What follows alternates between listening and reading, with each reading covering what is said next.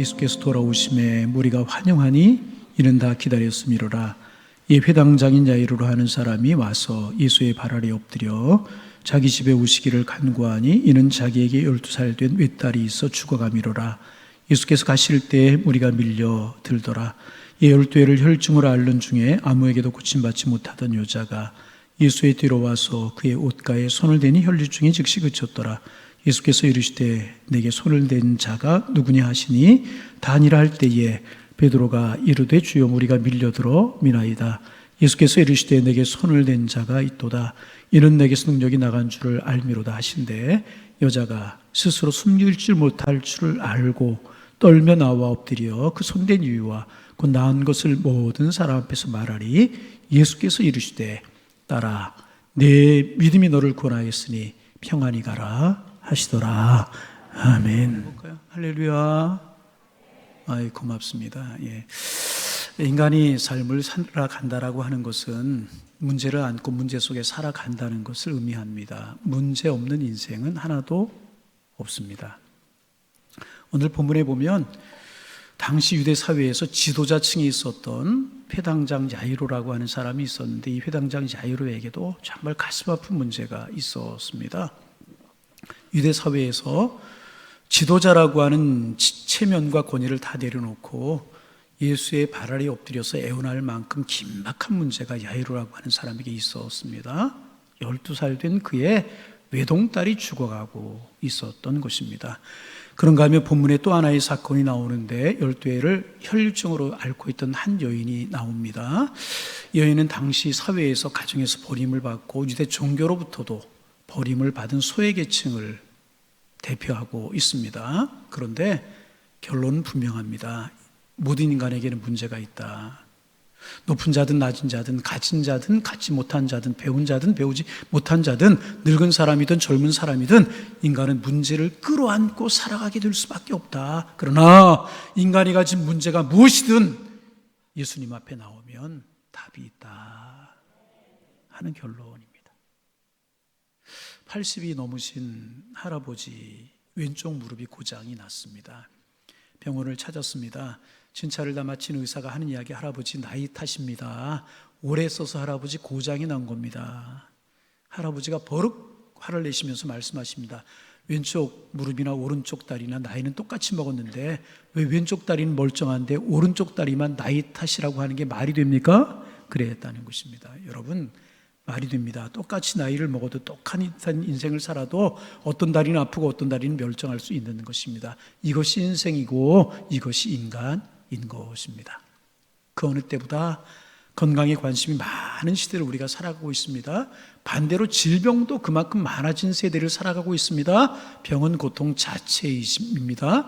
병은 기쁨을 빼앗아가고 행복한 가정생활을 파괴합니다. 때로는 관계를 파괴하기도 하고 많은 재정을 앗아가기도 합니다. 심지어 마음을 낙심케 하고 영적인 생활을 앗아가고 예배 생활을 앗아가기도 합니다. 그래서 흔히들 하는 이야기가 건강을 잃으면 다 잃은 것이다. 건강의 문제를 가지고 살아갑니다. 요즘 건강에 관심 많은 시대라 건강 캠프라고 하는 것이 있다고 그래요. 건강 캠프에 다녀온 목사님의 이야기를 들어서 비싼 돈을 내고 4가지를 배웠다. 첫째, 건강한 식사 습관이다 그러셨어요. 과식하지 말아라, 때를 맞춰 잘 먹어라, 야채나 과일을 먼저 먹어라, 물을 마실 때 물은 식사와 식사 중간에 마셔라. 우리가 모르는 이야기 아니잖아요. 건강 캠프에서 그렇게 이야기하더래요. 두 번째, 건강한 수면 습관이다 그러더래요. 밤 11시에 새벽 4시를 밤에 잠을 자라. 세 번째는 건강한 운동 습관이다. 생활이 운동이 되게 하는 게 좋다. 계단을 걸어 다녀라. 2km 이내 가까운 거리는 걸어가는 것이 좋다. 가능한 한 주차는 멀리하고 걸어서 가라. 이 말씀 보고 힘이 났어요.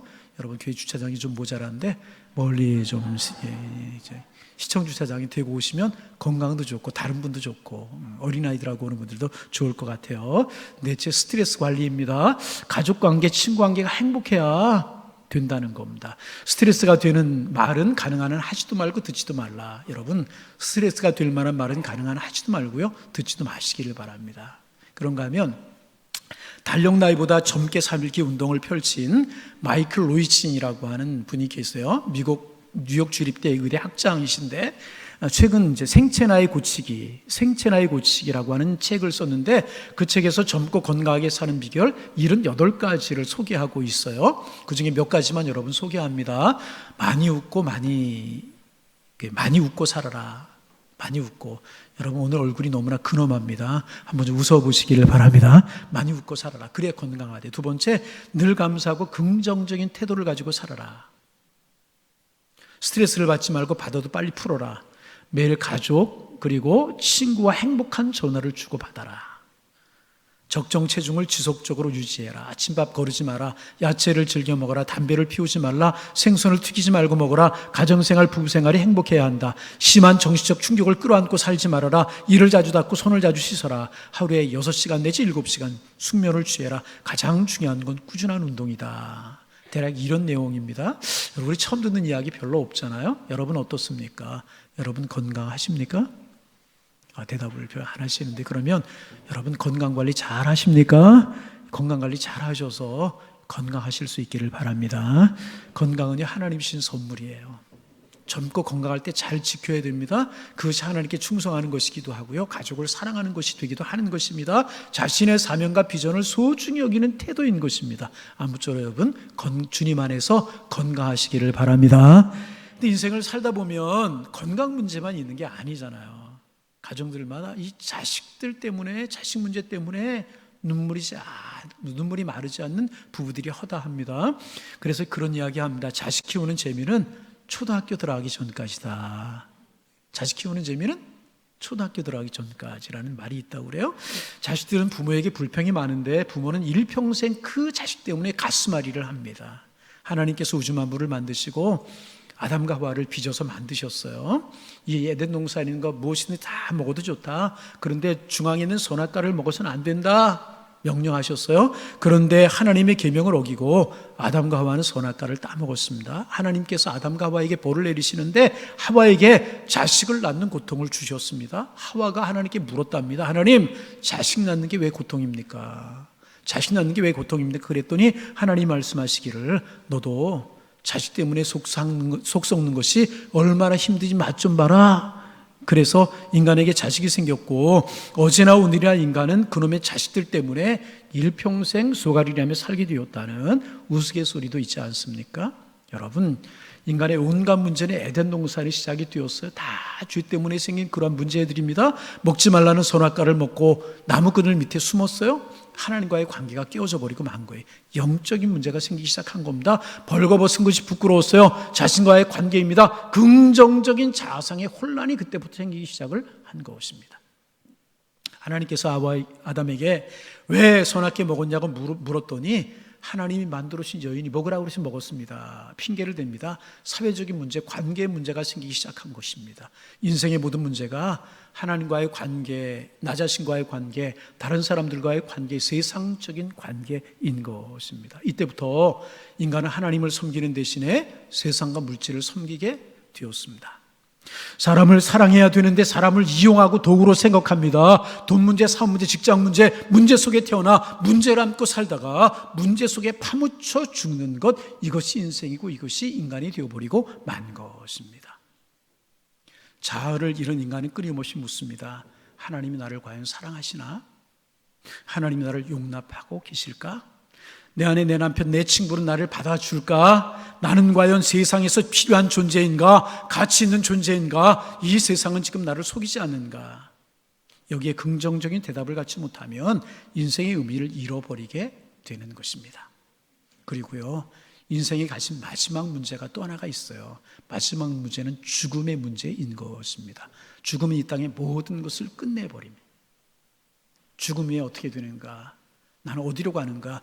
오늘 내 인생의 마지막 날이라고 하면 하나님께 나를 천국에 받아주실까? 이것이 궁극적인 인생의 문제인 것입니다. 어느 교회에서 추운 겨울에 연세가 그저 많으신 권사님 한 분이 별세하셨습니다. 어느 교회나 그렇게 하듯이 여전도 회원들과 구역 식구들이 교회 승합차를 타고 마지막 하관식까지 참석을 하셨답니다. 겨울 날씨가 얼마나 추운지 죽을 고생을 하는 것입니다. 여전도 회원들하고 구역 식구들이 승합차를 타고 돌아오는데 그중에 가장 나이가 많은 권사님 한 분이 이렇게 말을 하시더라는 겁니다. 여러분, 그분이 한 이야기를 그대로 옮기니까 용서하시고 들으시길 바랍니다. 그중에 승합차를 타고 돌아오시다 연세가 많으신 권사님 한 분이 이렇게 말씀하시더래요. 아이고, 죽은 년 쫓아다니다 4년 죽게 생겼네. 그러더래요. 죄송합니다. 그분이 그렇게 이야기를 하시더래요. 그러다 주변에 있는 집사님 한 분이 권사님 별세하시면 저희들이 쫓아다니면서 잘 모실게요. 그랬대요. 그랬더니 권사님 하시는 말씀이 아이고 그런 말들 마라. 죽는 것도 쉽지 않아. 내 눈치들 보지 말고 먼저들 가. 난 천천히 갈게. 그러더라. 난 천천히 갈게요. 그러더라. 마지막 문제는요, 죽음에 관한 문제예요. 인간이 당하는 고통과 죽음의 문제를 좋아할 사람 아무도 없습니다. 그러나 그 고통과 문제 속에는 신비한 힘이 있는 것입니다. 고통은 우리가 하나님께로 돌아가라는 다리가 되는 것입니다. 문제는 우리를 하나님께로 연결해주는 끈이 되게 되는 것이라는 것입니다. 문제 없는 인생 없지만 문제를 잘 해결할 때 의미를 발견하게 되고 하나님께 돌아가는 연결고리 역할을 해주는 것이 문제가 될 수 있다는 것입니다. 인도의 경건한 선교사 가정에서 태어나서 의사가 되었어요. 그리고 후에 나병 환자들을 돌보며 선교하던 폴 브랜드라고 하는 선교사님이 이제 계십니다. 폴 브랜드라고 하는 선교사님이 계시는데 하루 종일 환자들을 돌보느라고 지치셨어요. 조금 더 띄워주셔도 괜찮아요. 바로바로 넘기지. 폴 브랜드는 이제 하루 종일 환자들을 돌보느라고 먼 길을 오고 가다가 늦은 시간이 되셔서 집에 들어오셨습니다.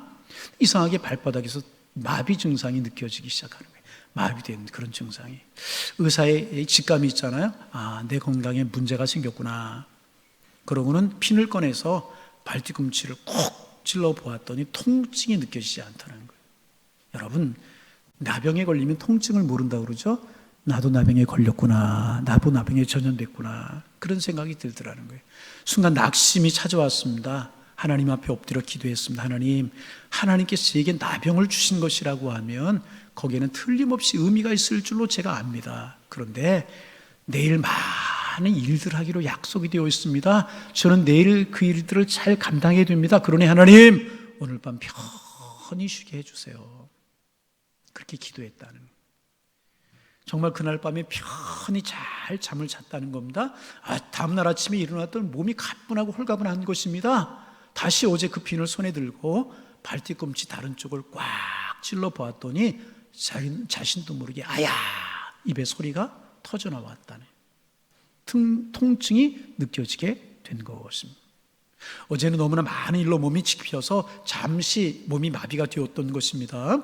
폴 브랜드는 그 자리에 풀썩 주저앉아서 하나님 앞에 기도합니다. 하나님 통증을 주셔서 감사합니다.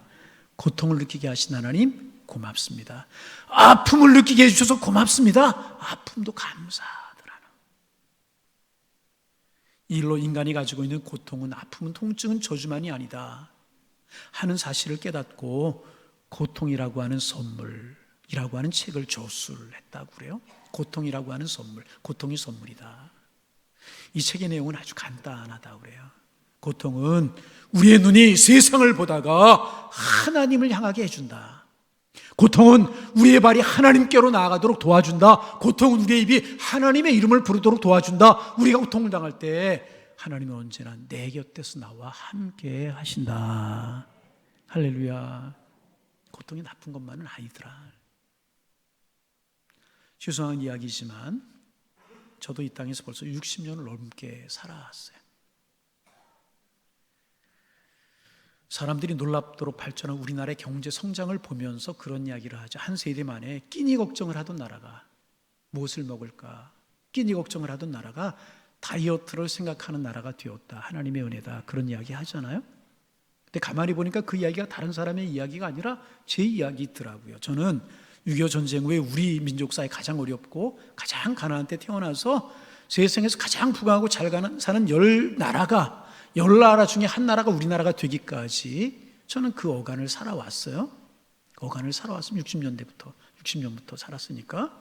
구체적으로 좀 말씀을 드리면 어린 시절 이북에서 피난 나오신 부모님 밑에서 끼니 걱정을 하며 자라났어요. 어머니께서 남의 밭에 가서 밭일을 하셔야 밥 한 그릇을 먹을 수 있는 그런 시대를 살았습니다. 중고등학교 다닐 때는 학기 때마다 등록금 걱정을 해야만 됐었습니다. 결혼하고 부모님이 살고 계시는 방두칸짜리 집에 한 칸 얹혀서 살림살이를 시작했어요. 교회 개척을 하기 시작하면서 교회 지하에서도 살아보았습니다. 이렇게 지난 날을 되돌아보면서 그런 생각 들어요. 야, 참 어려운 세월이었구나. 힘든 세월이었구나. 어렵고 힘든 세월을 어떻게 견뎌냈을까 하는 생각이 마음속에 들었습니다. 그런데 지난 세월 저는요, 내 인생이 왜 이렇게 힘들고 어려웠을까? 이렇게 느껴본 적이 한 번도 없어요. 내 인생이 왜 이렇게 힘들고 어려울까? 이렇게 생각해 본 적이 한 번도 없고요. 내 인생은 왜 이렇게 고난이 심할까? 한 번도 그렇게 생각해 본 적이 없어요. 저는요, 그때마다 신났어요. 초등학교 때는 나름대로 신났고요. 중고등학교 때 은혜 받아서 너무나 감사한 살을 살았고요. 신학생이 되어서 전사가 돼 부목사가 되어서 그때마다요 살 재미가 얼마나 있었나 몰라요. 제가 살아왔던 인생은요 정말 살만 나는 인생이었습니다. 여러분의 인생도 그렇게 되기를 소망합니다. 저 그렇게 인도하신 하나님께서 저 남은 인생도요 정말 살만 나고 아름다운 인생으로 제 인생을 하나님이 인도하실 것을 믿어요. 그러면서 또 생각을 해봐서 그렇다면 하나님이 저에게 이렇게 물으신다면, 최 목사야, 너 60년 전으로 돌아가서 다시 한번 살아볼래? 하나님이 그렇게 말씀하면 죽어도 못할 것 같아요. 그건 죽어도 못할 그런 생각이 들었어요. 그래서 깨달은 것이 있어요. 아, 내 인생 내가 산 것 같지만 내가 산 것 아니구나. 하나님이 인도하셨구나. 하나님이 도와주셨구나. 내 인생길 곁에 하나님이 함께 계셔서 고난이 고난으로 느껴지지 않게 하시고 참 재미나는 인생을 하나님이 살게 하셨구나 깨닫게 되었다는 거예요. 여러분, 하나님 우리 인생을 그렇게 인도하실 줄로 믿습니다. 톨스토이와 함께 러시아의 문학의 한 축을 이루고 있는 토스토옙스키라고 하는 사람 여러분 아시죠? 이 사람의 인생만큼 우울하고 고통으로 점철된 인생도 없을 것입니다. 아버지가 어려서 살해되고 이 토스토옙스키가 고아처럼 자랐다는 거, 어린 시절을 청년기에 혁명당에 가담한 이후로 체포되어서 사형 선고를 받았습니다. 사형 직전에 그의 문학적인 소질을 인정받아 특사로 사면이 됩니다. 그러나 시베리아로 유배를 떠나게 돼. 그 모진 시베리아 유배 생활을 하게 됩니다. 그 결혼하여서 자식을 낳았지만 그 자식이 추위와 배고픔을 견디지 못하고 어린 아들이 죽어버리고 말았어요. 얼마나 가슴이 찢어지듯 아팠겠습니까? 그에게는 간질병이라고 하는 질병이 천형처럼 늘 따라다녀요. 늘 간질병에 시달리고 일평생 인생의 고통을 짊어지고 살아간 사람이 토스토옙스키라고 하는 사람. 근데 그분이 쓴 죄와벌이라고 하는 소설이 있고 까라마조프가의 형제들이라고 하는 작품들이 있잖아요. 여러분 읽어보셨습니까? 그 작품을 읽으면 읽을수록 인생의 깊이가 느껴집니다. 인생의 깊이가 느껴져요. 절망 중에 있던 사람들이 그 책들을 읽으면서 희망을 갖게 되고 자려는 사람들이 용기를 가지게 되지 않습니까? 그는요 고통 가운데 하나님을 만났어요. 예수님을 만나게 되었어요. 그에게 예수 안에서 인생의 마이너스를 플러스로 바꾸는 능력이 주어지게 된 거라는 거예요. 그에게 하나님 안에서 고통을 희망으로 바꿔내는 능력이 그에게 주어지게 되었다는 것입니다. 그를 위대하게 만든 고통, 사형수의 고통, 간질병 이런 것들이 오히려 능력이 되게 만들어 주었다는.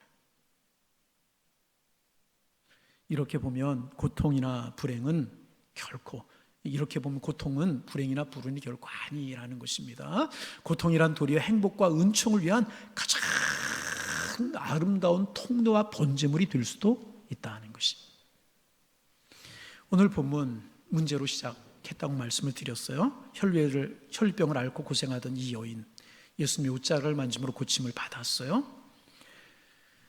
그런데 이 혈류병으로 고생하던 여인이 고침받는 사건이 나오기 전에 질병으로 죽어가고 있었던 12살 된 회당장 야이로의 딸이 등장을 합니다.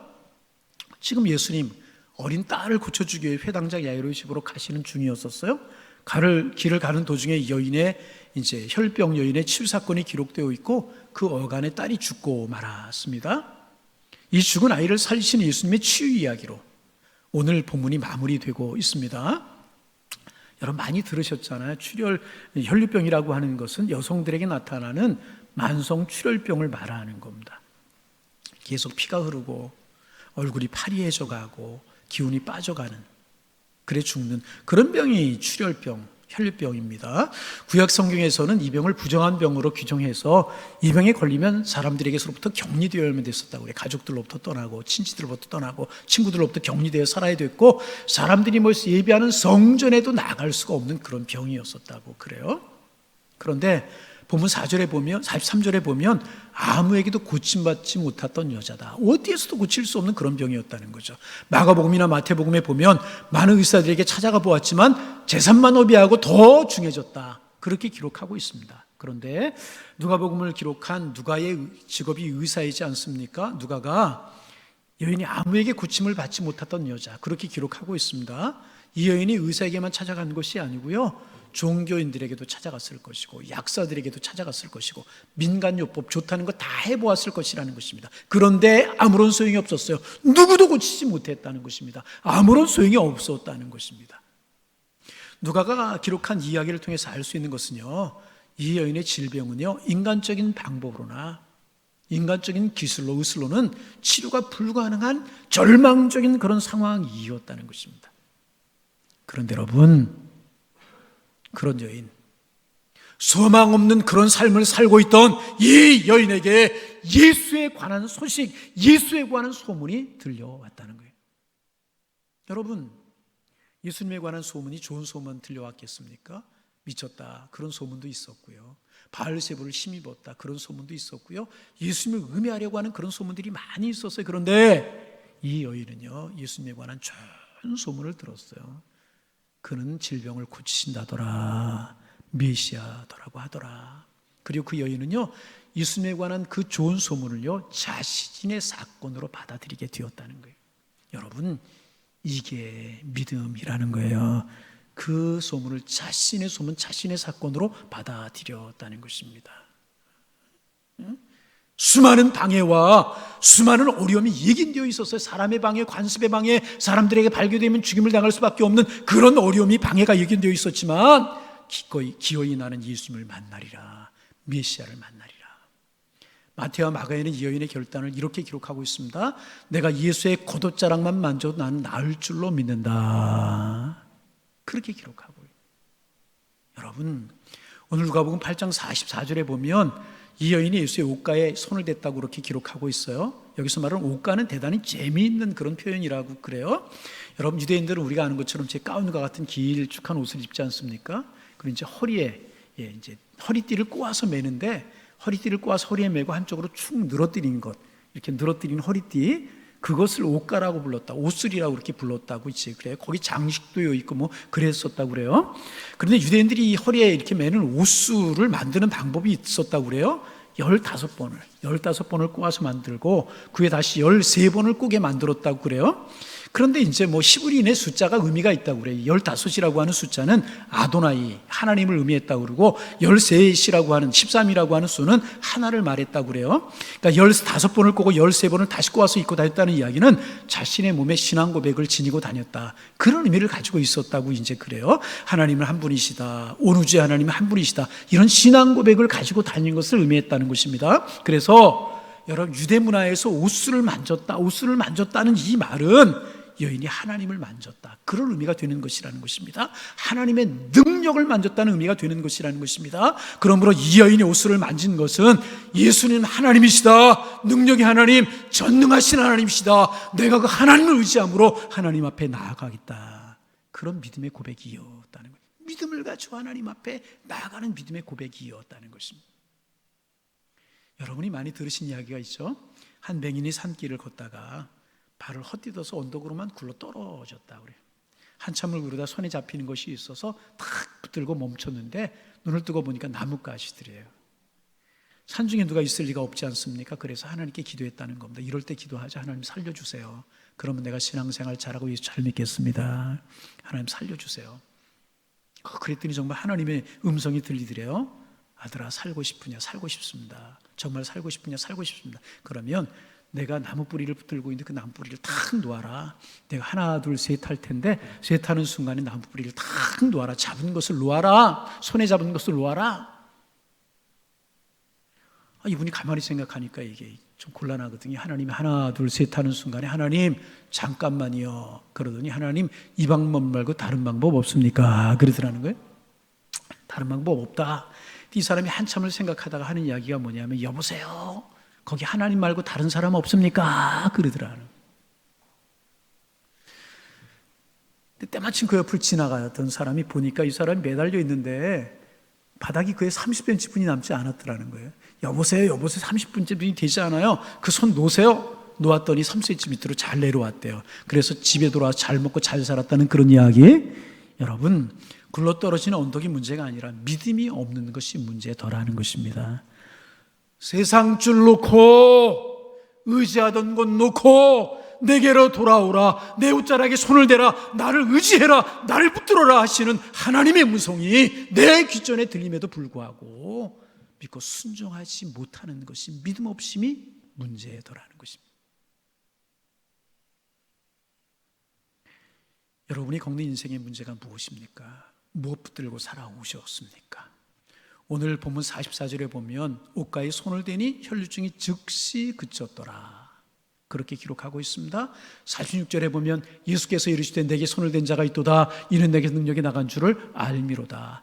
손을 대는 순간에 예수님의 능력이 그 여인에게 전달이 되게 된 것입니다.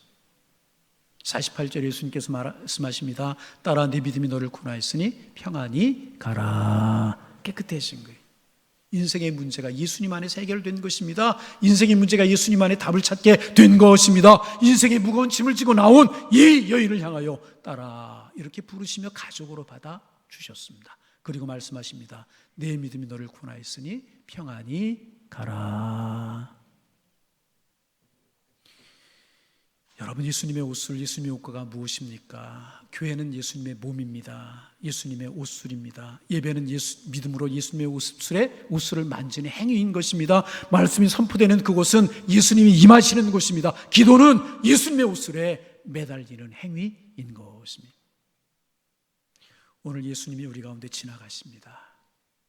예배로, 기도 가운데, 찬송 가운데, 새벽 기도회 가운데, 작정 예배 가운데 지나가십니다.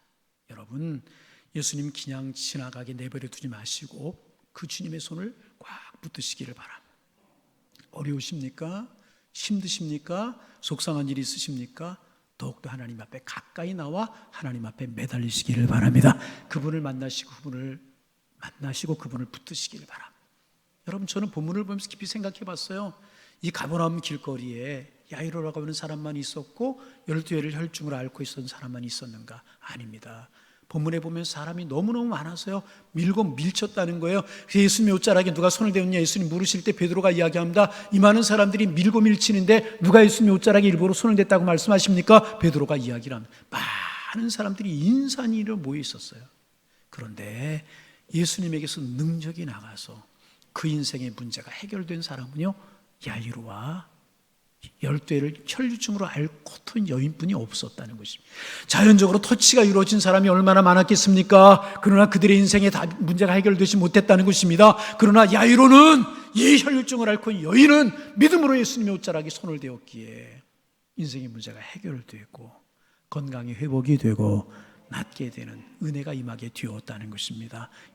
여러분 사랑의 주님 손 꽉 붙으실 수 있기를 주님의 이름으로 축원합니다. 아무리 봐도 나는 능력이 없어, 약하디 약한 존재가 되어버리고 말아서 그러면서 입에서 한숨만 나오시는 분이 계십니까? 예수님께로 나오시기를 바랍니다.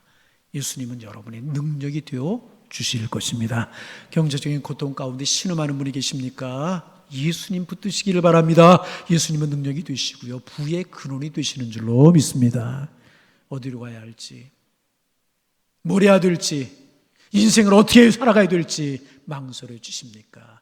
예수님이 여러분의 인생의 지혜자인 줄로 믿으시고 예수님의 옷자락에 손을 대실 수 있기를 주님의 이름으로 축원합니다. 몸도 마음도 상하고 지쳐서 쓰러지고 넘어질 것처럼 힘이 빠진 채로 오늘 예배에 나오시고 예배에 나올 힘이 없어서 집에서 영상을 들으시고 설교를 들으시는 분 계십니까? 당신에게, 여러분에게 예수는 힘이 되어오실 줄로 믿습니다. 그 주님 붙드시기를 바랍니다. 인생의 바닥까지 추락하여서 일어설 힘이 없는 분이 계시는 않습니까? 경제적인 문제로, 사업의 문제로, 인생의 문제로, 질병의 문제로 인생의 바닥까지 추락하여서 일어설 힘이 없는 분이 있지는 아니하십니까? 주님께 나아가면, 주님을 의지하면 주님께서 여러분을 일으켜 세우시고 존귀한 자리로 이끌어 주실 것입니다. 죄 때문에 죄에 시달린 분이 계십니까? 죄를 이기지 못해 하나님과 멀어지신 분이 계십니까? 당하고 있는 어려움과 고난이 크다고 점점점 예배에서 멀어지고 신앙에서 멀어지는 분이 계시는 아니하십니까? 주님 우리의 영광이 되시고 주님 앞에 나오면 주님 우리의 인생의 답이 되어 주십니다. 그 주님 앞으로 멀어지지 말고 가까이 나아가실 수 있기를 주님의 이름으로 축원합니다. 인생의 목적을 상실하고 비전을 잃어버린 분이 계시는 아니하십니까? 예수만이 여러분의 인생의 목적이 되시고요, 찬송이 되어 주실 것입니다. 오직 예수가 우리의 모든 문제에 답이 되어 주시는, 반복합니다. 가버나움 길거리에 그 수많은 사람들이 있었지만 그 수많은 사람들 예수님의 은혜 경험하지 못했어요. 손님이 지나가 버리고 말아요. 구경꾼이 되어버리고. 그러나 믿음으로 달려나가 예수님 앞에 자기의 손을 아뢰고 예수님의 옷자락에 손을 댄 자유로 혈증을 앓고 있던 여인, 자기의 기도 제목이 이루어지고 소망이 이루어져서 화가 변화해 복이 되고 슬픔이 변화해 기쁨이 되고 연약함이 변화해 건강이 되는 하나님의 은혜를 경험했다는 것입니다. 여러분, 주님 붙드시기를 바랍니다. 기도로 붙드시고 예배에 붙드시기를 바랍니다. 주님께 간구하실 수 있기를 바랍니다. 그리고 모든 문제에 답이 되어 주신 이 주님을 경험하며 행복한 인생을 살아가는, 내 인생이 참 복이다, 그런 고백 속에 살아가시는 여러분의 인생이 다 되실 수 있기를 주님의 이름으로 축원합니다. 축원합니다. 하나님, 예수님 지나가시도록 내버려 두지 않게 하시고 12해를 혈증으로 앓고 있던 여인처럼 예수님의 옷자락에 손을 대며 예수님 앞에 나아가 자기의 간절한 소망을 아뢰었던 야이로처럼 소망을 아뢰을 수 있는 저희가 되도록 주님 축복하여 주옵소서.